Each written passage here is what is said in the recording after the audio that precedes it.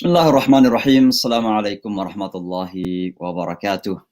Alhamdulillahi wa salatu wa salamu ala rasulillah wa ala alihi wa sahbihi ajma'in amma ba'd.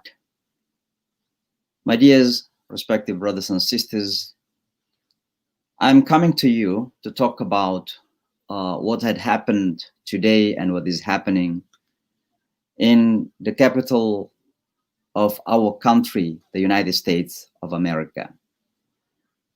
And the reason I'm taking part in this discussion, because we are a part of this nation, and in our deen, in our religion,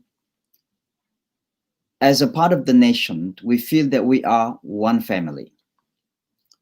And as a one family, we feel that our home is a shared home. United States of America is our home. So any good things happens must be good thing for us, and any bad thing happenings is certainly also bad for all of us. And therefore, we must take this also responsibility as a part of our responsibility to address it.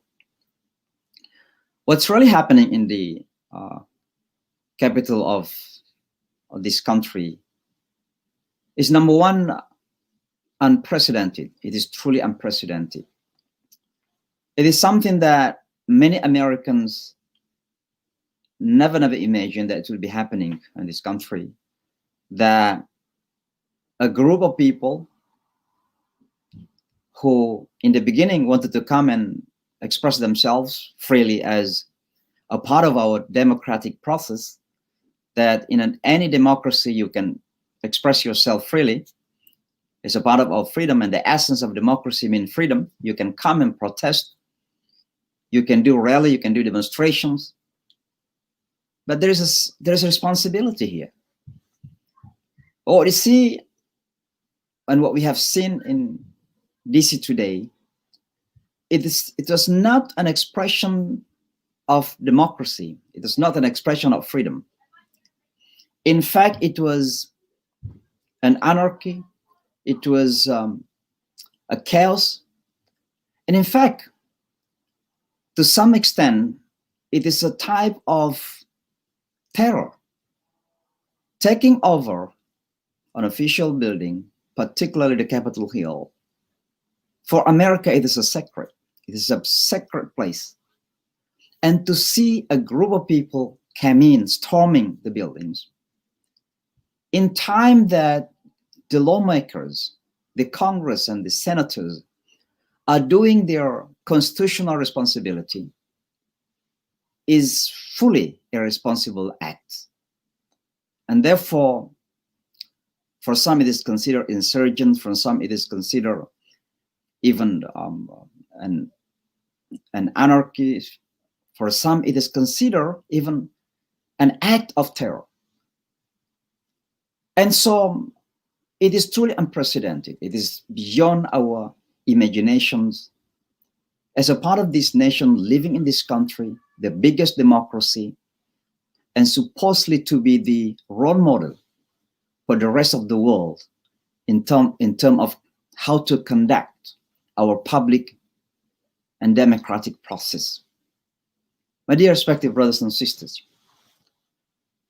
and so we, Muslim community, certainly reject that. And we must condemn what had happened, and we must say it is a shame and shamefulness on some even officials, and to be particular, to be precise, the still president of this country, who is still sitting in the office, and in fact incited that emotion and sentiment of the people. Because we saw this was happening in the morning. There's a rally, and President Trump basically addressed the rally, and he was the one who encouraged the people to move into the Capitol Hill.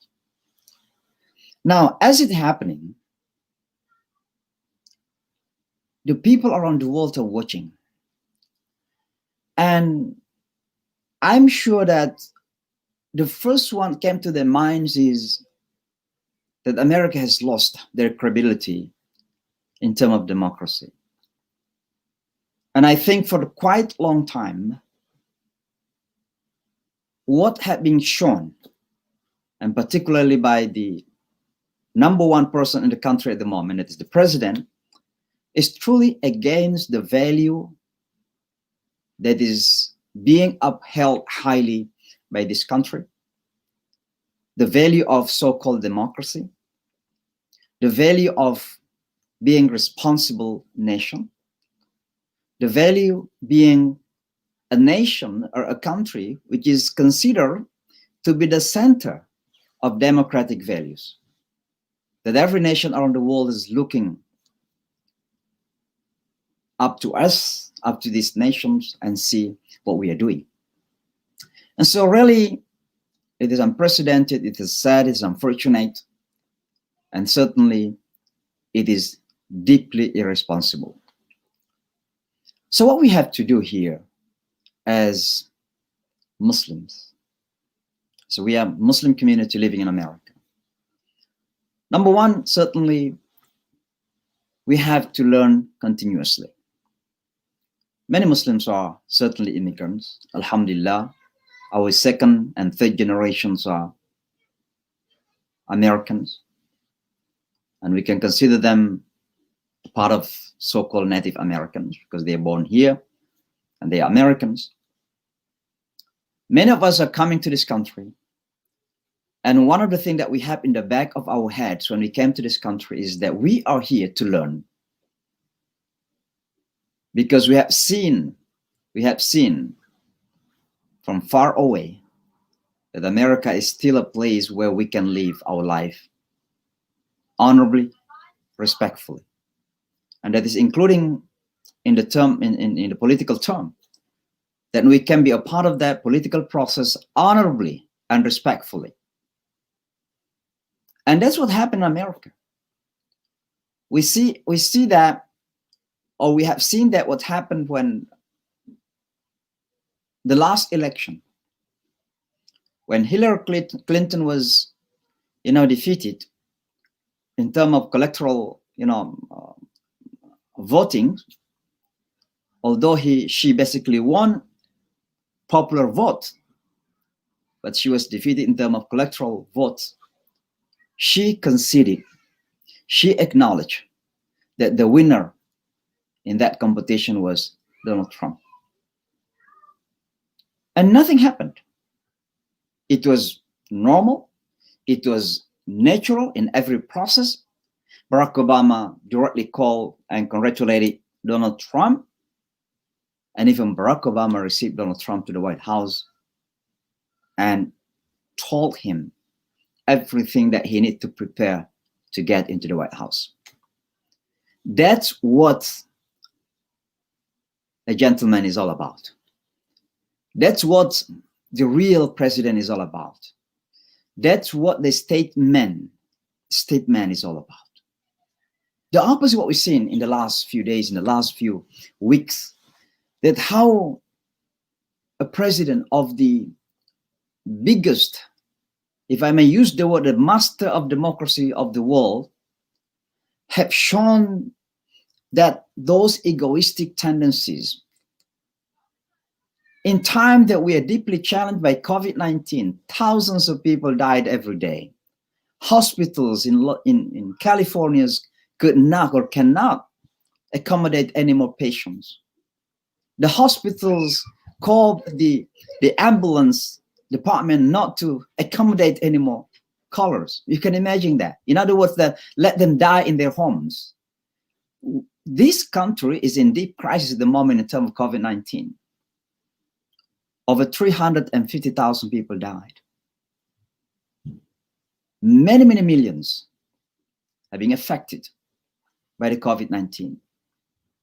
People lost their jobs. Economy is collapsing. People are struggling to come back. And the president in the last few weeks, in the last particularly few days, did not care at all. What he cared for was about how to save his presidency because he wanted to serve more. But democracy has spoken, and the American people have spoken. And if any mature politician will certainly accept it, the decisions that had been taken by the American people. That's what democracy is all about. And that's what maturity is all about. When we are mature enough in our political stand, then we had to accept the defeat. And that was supposedly Donald Trump have done. Unfortunately, we have seen the opposite. That he everywhere told the people, sorry to say, told the people lies about the result of the election. And so we Muslims, as a part of the nations, must continue learning about what democracy is all about, what the process, the political process is about here in this country, and how to be a part of that political process positively. Because we must not just being passive. We must be proactive and taking our part and be responsible as a part of our civic responsibility in the political process of this country. We must continue learning. And I think with all shortcomings, that America is not perfect, but America is still one of the best, if not the best place for us to learn, and to learn about how to live our life politically. Number two, as we see what had happened in the Capitol today, some people said that this is just the beginning. We may be seeing even further in these coming days. There may be even more chaotic things in these coming days. And the reason I'm thinking about, if there is one group, there will be the opposite groups. So we are worried that the other side will come out and we can see even further chaos in this country. Hopefully not. And that is our responsibility as Muslims to pray at least and to take every precautions. We have to be very careful what we are going to do in these coming days. I just wanted to say that we have to calm. We have to be careful, because we don't know what will be happening tomorrow or after tomorrow. And particularly on the 20th of January, the day that supposedly the president-elect will be officially inaugurated as the president of the United States of America. We don't know what will be happening, but our hope as a part of this nation, our prayer as a part of this nation, that may Allah subhanahu wa ta'ala make easy for those who are particularly in the position of responsibility to make sure that this country will move forward peacefully. And that is our responsibility also as a part of this nation, to make sure that this country will remain peaceful and this nation will remain safe and secure. Brothers and sisters, the other thing that we need to learn is about how should we pursue in building connection with other people around us. We see what's happened in Georgia. This is also an historic and also a tremendous, amazing thing that is happening in Georgia, that both Democratic candidates won the Senate race in Georgia. And what is more amazing in that process was that two candidates, one is a black pastor, is a Christian leader, serving in the church where Martin Luther used to serve. So he's a pastor, elected to the Senate, defeated a woman who is very rich, powerful, and a white woman, that 60% of the population, basically white, who elected him. And the other one was a young guy, happened to be a Jew. Now that election, Senate election in Georgia, for me, says a lot. More than just political thing.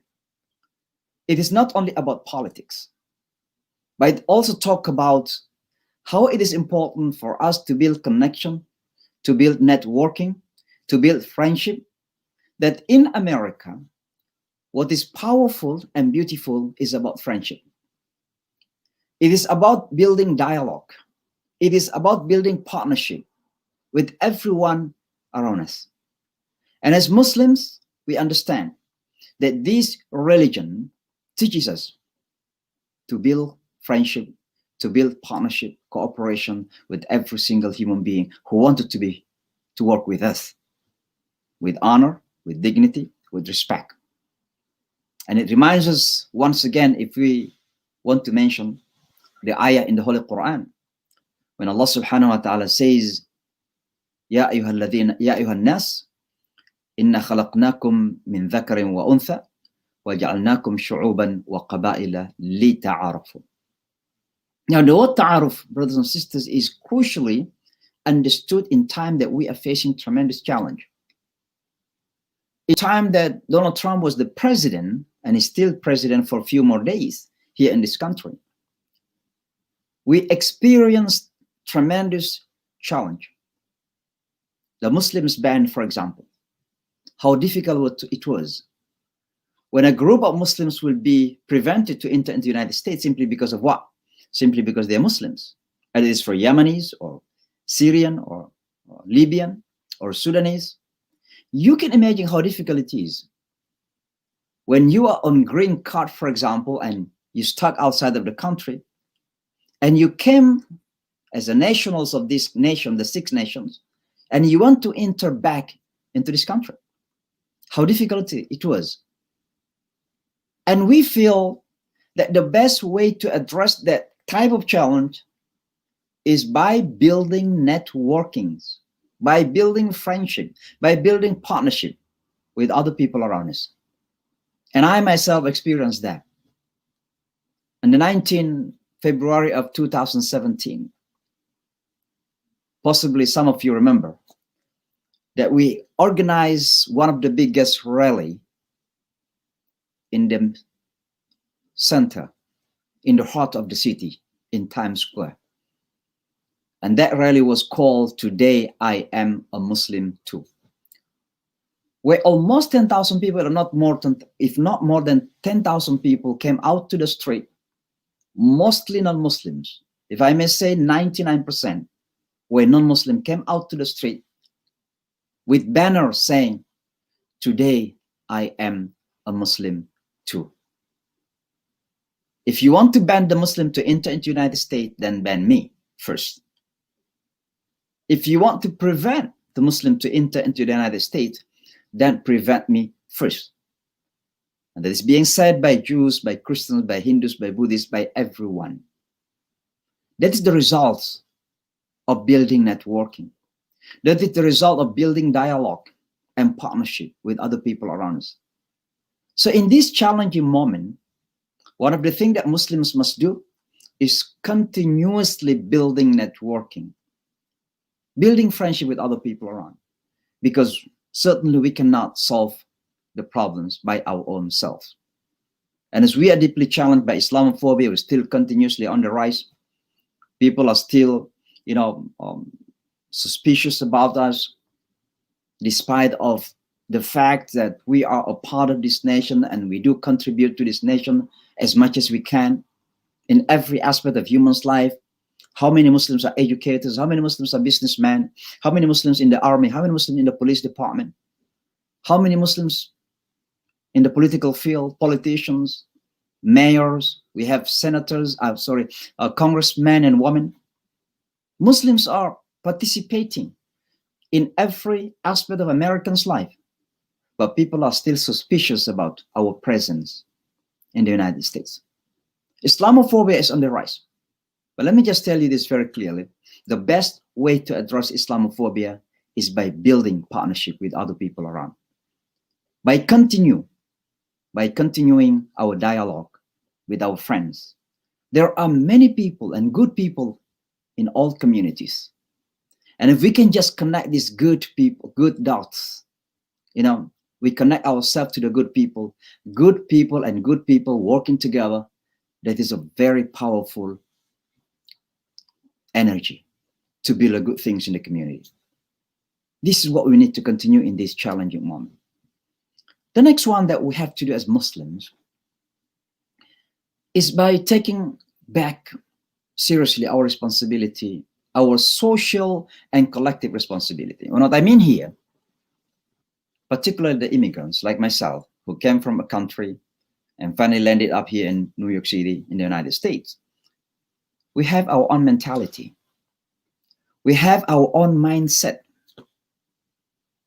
And sometimes, mashallah, we have our own job, we have source of income, we can eat, we have our own place of, a place to live. Either you own the house or you rent the house, and you feel everything is fine. But you don't care about what is happening out there. You don't care about the future of our generation. We don't care about the future of our community, our ummah. And not only our ummah, but the future of this country, our country, the future of this nation. Not only this nation, but the future of our world. So my point here that Muslims must take this responsibility seriously, and we have to do self-change. What does it mean, self-change? Our old mindset and mentality must be changed into new mentality and mindset. That we are in America at the moment, and we cannot afford it without being involved in the public life. So we have to take part in the public life. Even if you are just parents, you are parents, you don't have anything to do, but you have your child learning, studying in the school, in the public school. Become a part of that teacher parents association. Take participation in the meetings and show to the community that you are actively involved and contribute into that school community. If you can be a part of business community, you can be a part of, medical association community. In any way, Muslim cannot afford but taking part in a public life. For us, taking part in a public life is a part of the way to build our community. And that's what we call al-amr al-ma'ruf wa nahy al-munkar. وَلْتَكُمْ مِنْكُمْ أُمَّةٌ يَدْعُونَ إِلَى الْخَيْرِ وَيَأْمُرُونَ بِالْمَعْرُوفِ وَيَنْهَوْنَ عَنِ الْمُنكَرِ وَأُولَٰئِكَ هُمُ الْمُفْلِحُونَ. Al-falah, success, victory, cannot be achieved without taking part in a public life. And therefore, this wawul jama'ah here. وَلْتَكُمْ مِنْكُمْ. Kum. It's not only one person, but minkum is jama'ah. In other words, that Muslim must be a part of the public life. And one of that crucial part of public life is taking part in the political process. For those of us who are living here in New York City, there will be a special election in this coming February.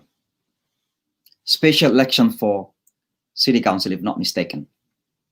Now, it's really now a reminder for all of us, either we are responsible or not.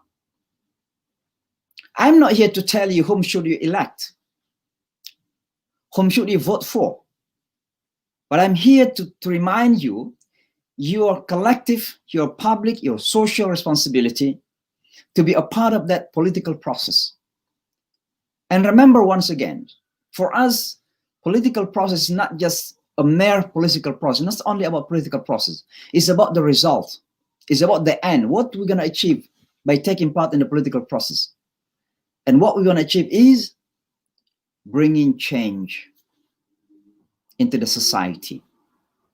Because you can imagine if you are succeeding in placing one, a good person, particularly, certainly as a Muslim, I'm talking about Muslim, if you can place a Muslim in the city council, it is enough for us to be proud of, to see a Muslim brother or a Muslim sister sitting in a city council.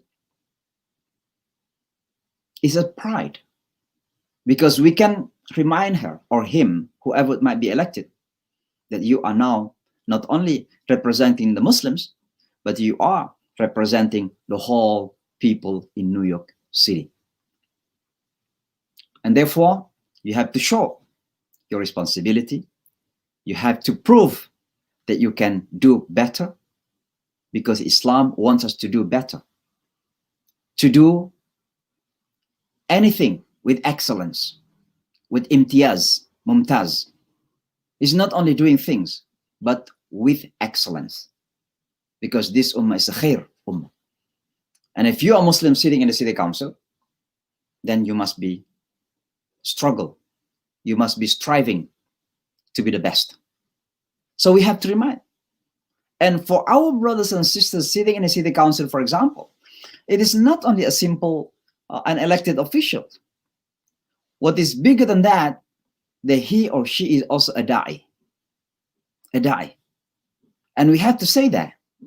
Why? Because da'wah is not only lecturing, but even representing, become a representation of our community in the public position.